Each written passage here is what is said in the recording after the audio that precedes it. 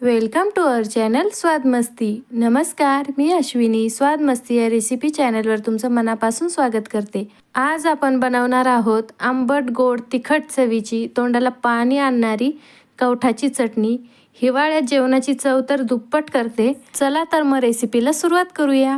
त्यासाठी इथे मी एक पिकलेलं कवठ घेतलेलं आहे आणि त्याचा गर काढून घेतलेला आहे।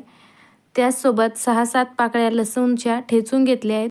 1 चमचा साखर आणि 2 ते 3 चमचे लाल तिखट घेतलेला आहे। आता मिक्सरच्या भांड्यामध्ये आपण हा कवठाचा गर फिरवून घेऊया। जाडसर असा आपल्याला हा गर फिरवायचा आहे।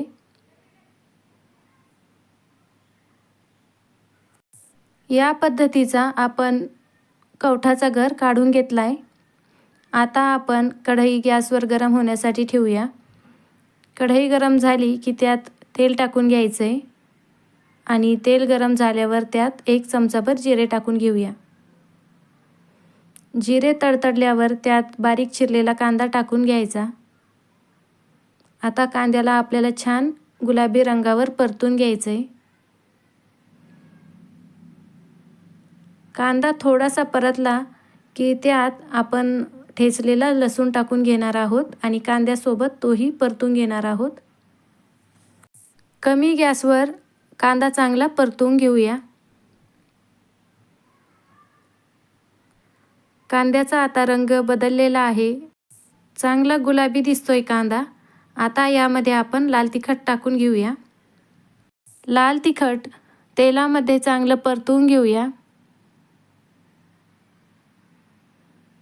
आता हे सर्व परतलं गेल्यानंतर आपण मिक्सरमधून काढलेला कवठाचा गर यात टाकून घेऊया।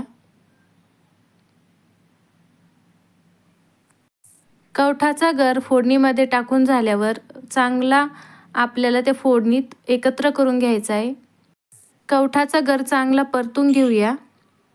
मसाला पूर्ण कवठाला चांगला लागेल असं एकत्र एकजीव करून घेऊया। आता मसाला आणि कवठाचा गर एकत्र झालाय। त्यात आता आपण साखर टाकून घेऊया आणि चवीनुसार मीठ टाकायचं आहे। आता साखरही चांगली एकत्र करून घेऊया आणि याला आपण आता चांगलं शिजू देणार आहोत। यामध्ये पाण्याचा अंश राहता कामा नये। अगदी तेल सुटेपर्यंत आपल्याला ही कवठाची चटणी शिजवून घ्यायची आहे। ही चटणी चांगली शिजली गेली तर बरेच दिवस टिकते ही। अगदी आता तेल सुटायला लागलंय आणि आपली कवठाची चटणी सुद्धा शिजलेली आहे। एकदा पुन्हा आपण ती हलवून घेऊया।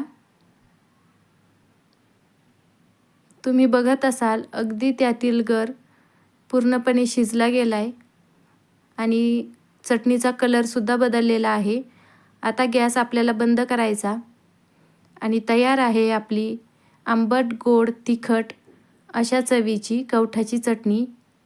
ही चटणी जेवणासोबत असेल तर जेवणाचीही चव वाढेल आणि आपली जेवण करण्याची इच्छा सुद्धा होईल।